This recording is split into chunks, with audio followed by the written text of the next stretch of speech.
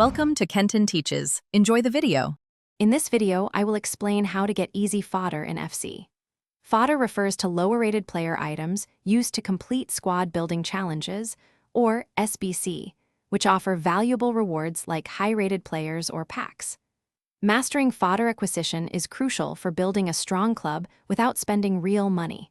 We will cover several effective, step-by-step strategies to consistently stock your club with useful players, helping you complete more SBCs and improve your team.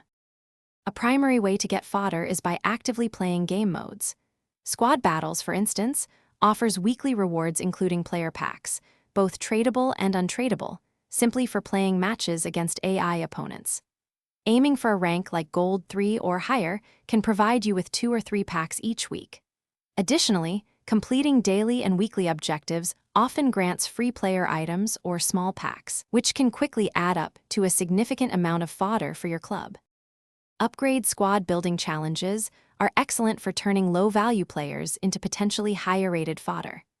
These challenges often require a specific number of common or rare players and reward you with a pack containing better items. Furthermore, many promotions feature daily login challenges, which are simple to complete and frequently offer a free player pack or a specific player item as a reward. This method efficiently recycles your unused players and boosts your club's overall fodder count.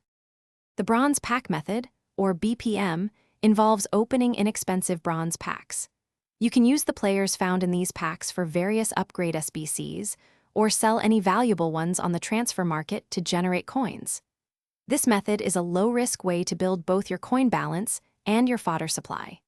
Additionally, keep an eye on the transfer market during promotional events or market crashes, as higher-rated players often become much cheaper, providing excellent fodder value for your coins. Thanks for watching. Please subscribe if this video was helpful.